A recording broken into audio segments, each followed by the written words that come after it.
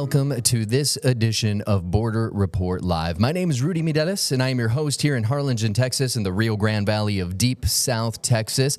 Got a great program lined up for you today. Our San Diego correspondent, Salvador Rivera, has a very special guest. We're going to be speaking with Mr. Todd Schulte, president of Forward.us, about DACA, its current status, and the future of the program. So really looking forward to having that conversation. But first, we want to tell you about a few headlines making news across the border, starting with the new reporting from the Washington Post is saying that migrants being held at the $1.2 billion detention center at the Fort Bliss Army Base in Texas were reportedly subject to numerous violations. Now, this report says that it includes medical neglect, poor access to legal counsel for the migrants, and poor plumbing in the facility.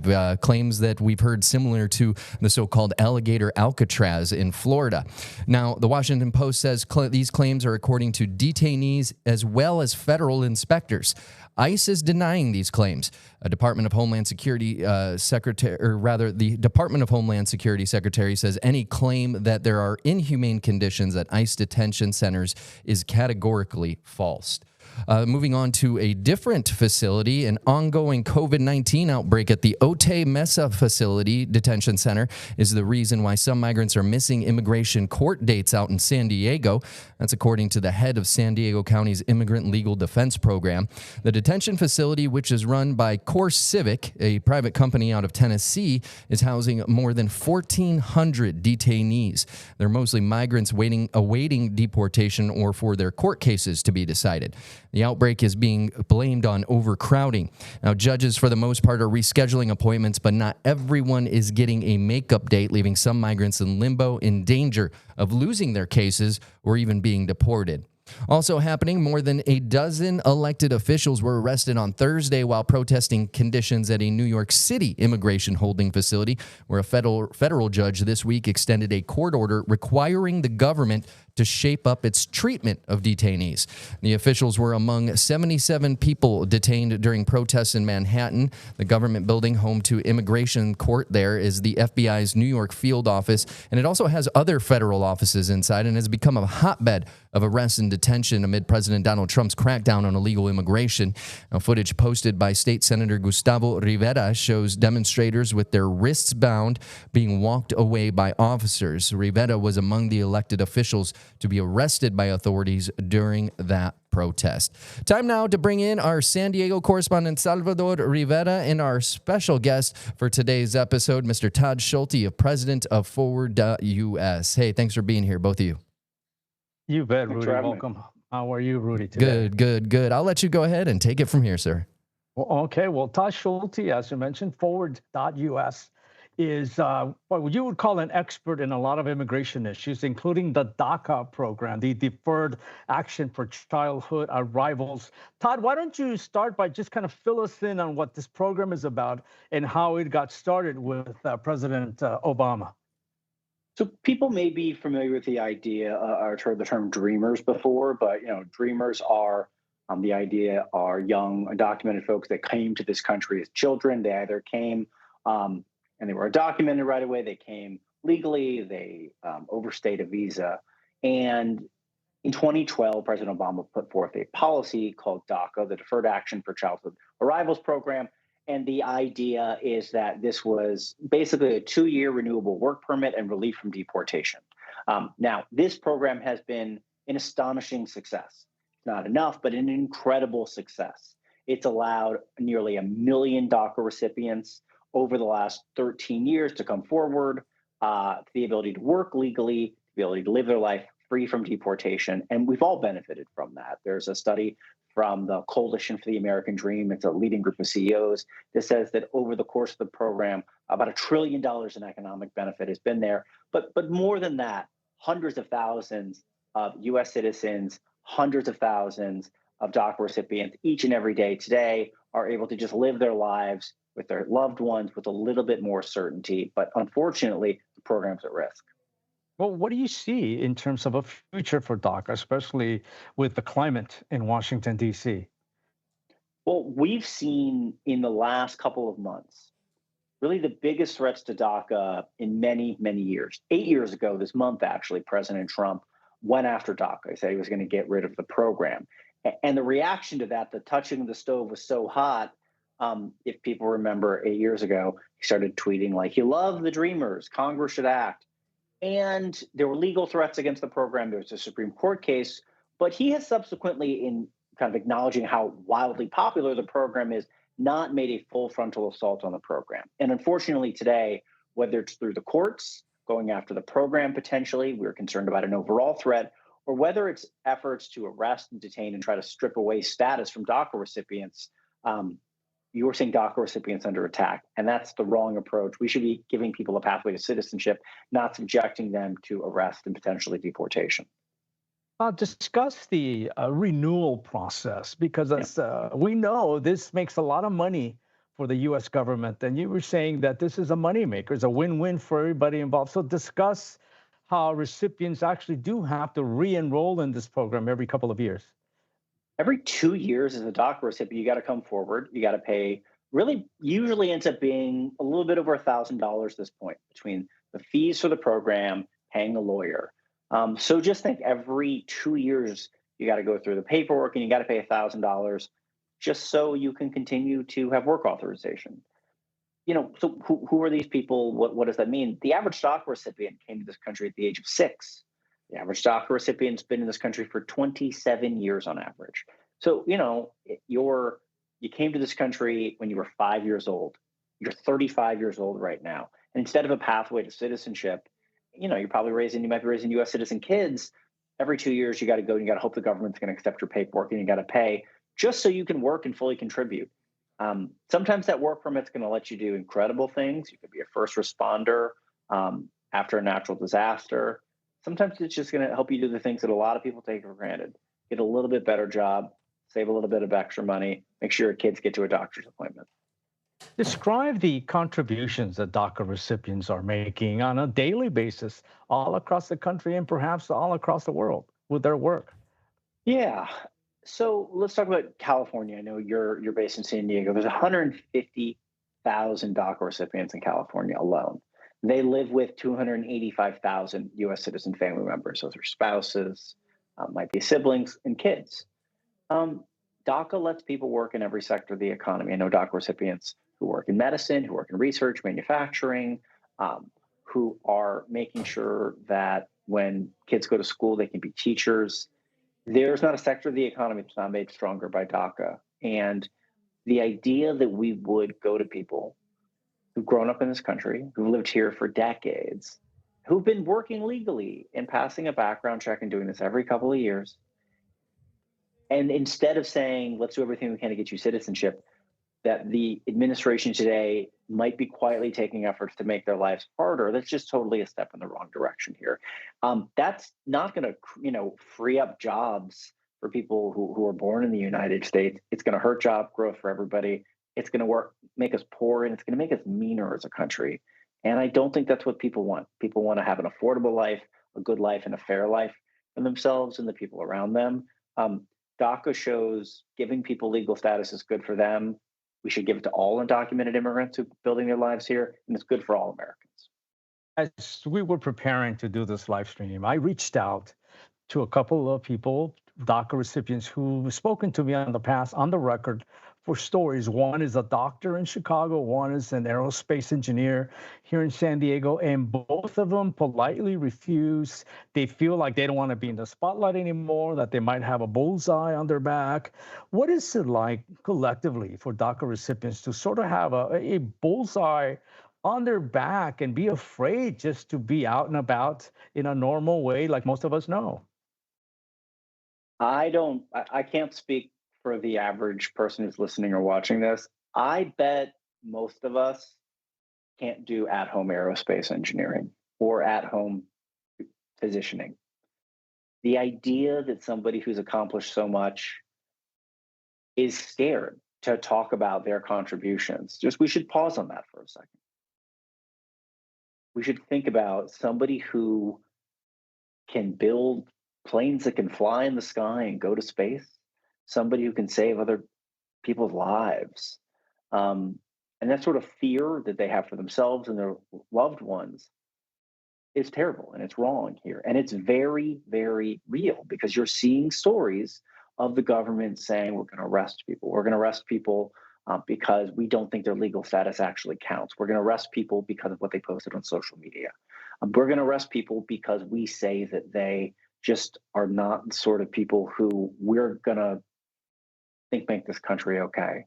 That's totally wrong. Like, that is a hostile, awful act by the government.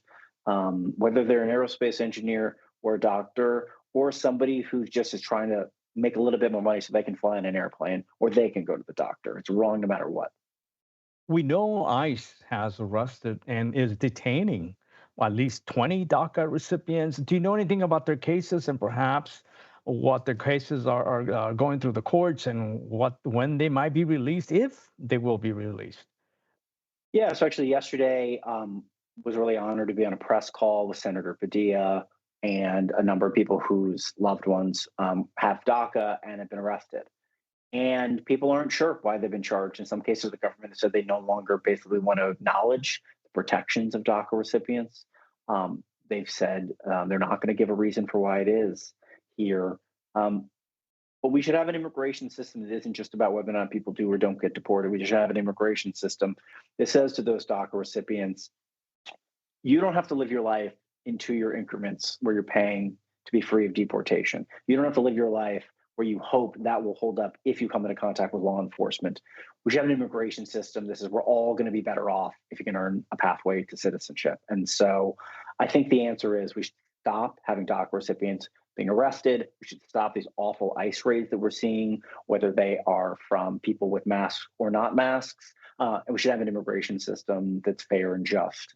And it works for all of us. And so that's what we really, really, really think we need. We're speaking with Mr. Todd Schulte, president of Forward.us, about the current situation with DACA and the future of DACA and its status and the millions of people that are protected by this program. We're going to take a quick break. Border Report Live is back in 1 minute.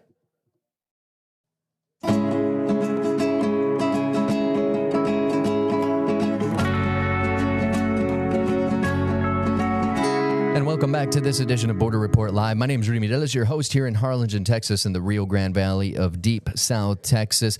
Me and our San Diego correspondent, Salvador Rivera, joined today by Mr. Todd Schulte, president of Forward.us, to talk DACA today. Sal? Todd, you mentioned U.S. Senator Padilla from California, and he is introducing some legislation along with Rand Paul, his counterpart from Kentucky, to help provide some sort of a legal pathway to permanent residency and then ultimately citizenship. How realistic is this legislation and perhaps others that have come about and not seen the light of day? Yeah, so the first kind of what's called the DREAM Act, which would provide, as you said, kind of permanent status and ultimately citizenship for Dreamers, was introduced a little bit over 2 decades ago. And there's been backs and forth. Sometimes it's part of a bigger legislative package. Sometimes it's just a DREAM Act, but it hasn't gotten done. That is a terrible tragedy. Senator Padilla and Senator Paul introduced a bill that would help a type of Dreamers who, in most cases, their parents are here on kind of an employment-based visa. They've grown up in this country here. So, we think we should have a really broad, what's called DREAM Act, that's for people who, came to this country as children who've grown up here. They have a pathway to citizenship. Now, how is that going to happen? Well, it requires, I just want to be really honest. I think would require the president of the United States wanting to get behind that. And so there's 2 political parties in this country. We need to do everything we can to get both parties to prioritize and care more about this issue. There is, I just want to be very blunt, a lot more support right now in the Democratic Party. That's not a partisan statement. There's so many more things the Democratic Party could be doing on this issue. But when it comes to immigration policy right now, I think the president has a hand on the wheel of the Republican Party. And so I think the most important thing that as people can do is, as people are seeing these stories about DACA recipients, as they are talking to people who have DACA and who know people there, to get active. If they want to go look for resources on how to help people, they can go to our website, www.forward.us, or they can go to other places. Okay. And Todd, sorry, my little kids decided to come in here, so it's I okay. apologize for a second. So yeah, They're welcome anytime. yeah, And I bet you they're very proud of their fathers. So I did want to ask you, you mentioned Democrats, and without throwing anyone under the bus, yeah. we were led by a Democrat, President Biden. Why do you think nothing got done when he was in office? I think life and politics is about priorities, right? Like we all have the best intentions at times, but look, um, President Obama came into office as a Democrat in 2009 and 10. He prioritized healthcare reform. Maybe you think that was a right call or not. He got healthcare reform done. Immigration was a second term priority for him. It was a second term priority for President Bush as well. President Biden only got one term, and he came into office, and they did not prioritize a legislative solution for undocumented immigrants or for dreamers. They introduced a bill, but it was not a core central part of their package, if we're being honest about it. You got to spend political capital. You got to work on these things, and it didn't get done. They also waited, I would say, too long on a lot of immigration policies, whether it was an approach to the border, whether it was some executive actions that they ended up taking in June in 2024, really good executive actions that we supported. And so I think it's a question of prioritization. And so I think as we are trying to help people and fight through this moment, if we get to a better moment, making sure we have the political and the policy momentum to prioritize legal status for people who are building their lives here, including DACA recipients, is really, really important. And I would encourage us all to think about that when we see these individual injustices today, how we building to have a better system in the future. Talk about, you were mentioning the program is not accepting anyone right now. You foresee the doors Yeah. opening and perhaps another wave of DACA recipients are being allowed to be part of this? Yeah, let me explain why, unfortunately, that we don't think that's going to be the case. So DACA was really put under legal threat about 8.5 years ago. There was an effort to effectively unfreeze the program to people who had DACA already, but it then has been frozen to new DACA applicants for really most of the last 8 years. We don't think that's particularly likely to change. It is possible. And so that's why we think protecting people who have the program today and really building the support to make sure no one goes after that, as well as building support in Congress is critical. We'd like the program to be unfrozen and new applicants should be accepted in it. But for a variety of reasons, I think that's pretty tragically unlikely at this point. Let's say DACA goes away. What happens to the million or so recipients? Do they just fade into the shadows and trying to hide from ICE? Or what do you foresee taking place if DACA is finally put into the closet forever? Yeah, I think no, people aren't going to go back into the shadows. Like I'm not going to say some people won't and they won't be scared and they won't hide here. You were talking about millions of people who have DACA, who live with someone who has DACA, who are every single day close to someone who has that. This can't happen in the shadows. The most important thing I can say to people watching and listening is this will be a public fight if the president goes after it. I need to be really clear. That's why we think it's so important to educate people about this. It's so important. When you say illegal fight, like a class action or state by state, how do you foresee that happening if it does have to go into the courts? So there's an active lawsuit right now in Texas, and so it's been an ongoing lawsuit. I won't bore everybody with it, but we anticipate in the next couple of weeks there could be efforts by certain state attorneys general, often led out of Texas, potentially the Department of Justice, so that's like the federal government, trying to work to basically reduce DACA, bring DACA to an end in some sort, in some capacity there. We don't know what's going to happen yet, but we want people to be vigilant about that. Okay. What do you say to people who might know a DACA recipient? How do we help? How do we aid in their lives here, making them feel wanted, making them Yeah. feel like they're needed? Let me give people three things. So the first thing is if you work with somebody or you want to make sure that your employer is doing everything you can, I would encourage people to check out our website. You can say, or how to be a good DACA employer, if you throw it into Google, and fwd.us. But there are things that employers can do to be a better employer. Make sure that people have legal support. They have a legal screening. There may be another visa available to them. That's something that we can all do as members of a community. Here is just make sure people, are getting all the legal support they can. So that's number one. Number two, as you are thinking about who to vote for, what to ask your politicians for, if you can't vote, who are you encouraging other people to vote for? Put this at the top of the list. Say that this is something that's really important to you. The third thing is just ask people, what can they do? And understand that people are scared and they're right to be scared. Now, I think that hope is a strategy, and I think it is best accomplished by having tangible steps where you put one foot in front of another. But just asking people how you can show up for them too sometimes is really important in these hard moments. All right. Well, thank you. We are unfortunately out of time, Mr. Schulte. So hopefully we can call on you another time to continue this discussion. It was incredibly insightful. We appreciate you being here. Thank you so much, sir. Sal, if you could stick around, though, because I do have one story I want to ask you about when we come back from the break. Border Report Live will be back in 1 minute.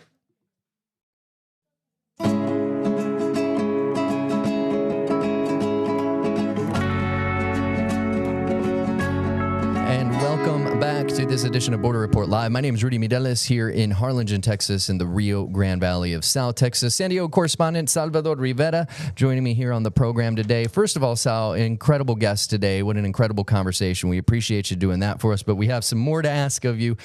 You have some new reporting on a mayor that's actually being linked to a cartel organization south of the border. Fill us in on that information. Well, the Treasury Department came out yesterday, a few days ago, and pointed a finger at former mayor of the city of Rosarito. Her name is Araceli Brown Figueredo.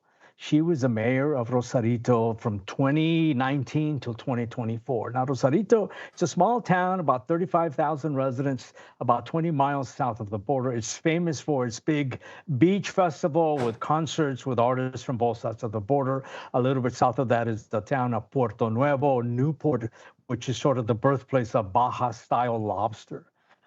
Perhaps it's close to lunchtime, and that's why I'm thinking about it. But the area is very well known and has become a hub of criminal activity for Los Mayos, which is another group that has been designated as a terrorist organization, and it has links to the Sinaloa cartel. Now, the Mayor Brown Figueredo is being accused of being well connected to two brothers who were running a cell for Los Mayos in Rosarito. Okay, she's also connected to a third man. She's accused of having a very close relationship with this man. And through her, he was appointing people to various posts within the municipal government. He was also using the police department to protect his illegal activities. They were using several restaurants and bars in Rosarito to launder money for the Sinaloa cartel. That's what they're being accused of. Now, she has said she is not guilty of any of these accusations. The their Mexican counterparts for the Department of Treasury here in the U.S., the Department of Treasury Ministry of Mexico, they froze all of her bank accounts. But she says that this is not the case, that her accounts are still very much active, and that she's still able to travel to the U.S., citing a recent trip to San Diego. So she's saying, I am not involved in any way, shape, or form. But of course, the U.S. Treasury Department feels otherwise, and they are pointing a finger at her, saying that she was very much involved with Los Mayos, who were involved with the Sinaloa cartel, who were laundering a ton of money for both countries. You know, to call back on Mr. Elon Katz, a criminal defense attorney who myself, you, and Julian Resendez, our El Paso correspondent, spoke with earlier this week. You know, something he mentioned, kind of to piggyback on what you just said about that allegation of another individual appointing people to local posts. Something that really rung out from that conversation with Mr. Katz was that it is so hard for anyone but the federal government in Mexico to fight corruption, because oftentimes it's these local officials that are kind of doing these wrongs and making it harder for them to actually fight the fight on all kinds of trafficking. And it's extremely difficult because you see this everywhere in Mexico, not just in northern Baja. So he is right. It's like, how do you fight corruption? How do you get local governments, police officers who don't make a lot of money, how do you keep them from the temptation of making so much cash that is out there for if they do help these drug cartels or organized crime. So it's very difficult for municipal governments to do what they can or stand up to cartels because they're very small in a way. And sometimes it's just better to go along to get along. Yeah, of course. Well, thank you so much, Salvador. We appreciate your reporting today. Salvador Rivera, our San Diego correspondent. Thank you again to our guest today, Mr. Todd Schulte. That is going to do it for us. Don't forget to check out our partners at Political Power Ranker. It's a great show. If you love politics and you love data, you can find out more at abc27.com or your local Nexstar station's website for that. That does it for us today. Have a great weekend.